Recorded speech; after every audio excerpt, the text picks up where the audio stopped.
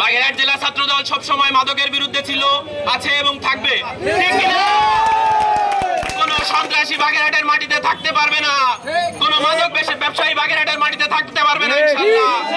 যদি কোনো মাদক ব্যবসায়ী থাকে বাগেরহাট জেলা ছাত্রদল প্রতিহত করবে করবে করবে ইনশাআল্লাহ। ইতিমধ্যে আপনারা জানেন যে 5ই আগস্টের আগে বাংলাদেশে এক স্বৈর শাসক ছিল, সেই জালিমের হাত থেকে মুক্ত হয়ে আমরা নতুন এক বাংলাদেশ পেয়েছি।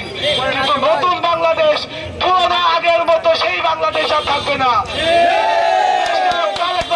হাতকে আমরা শক্তিশালী করার জন্য নতুন বাংলাদেশ দেখতে চাই আমরা মাদক ও সন্ত্রাস মুক্ত, এবং মাদক ও সন্ত্রাস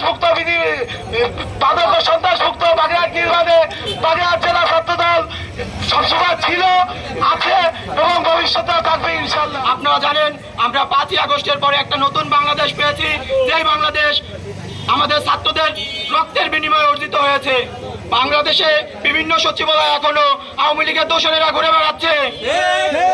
এই আওয়ামী লীগের দোসরদের প্রতিহত করতে হবে। আমরা ছাত্রদল তাদের প্রতিহত করতে এখনো আছি। বাংলাদেশ জাতীয়তাবাদী ছাত্রদল আপনাদের সাথে আগামীতেও ছিল। দেশনায়ক জনাব তারেক রহমানের সাথে আমরা আছি। দেশনায়ক জনাব তারেক রহমান আমাদের যেভাবে আগামী দিনে দিক নির্দেশনা দেবেন আমরা সেইভাবে আপনাদের পাশে আছি ইনশাআল্লাহ।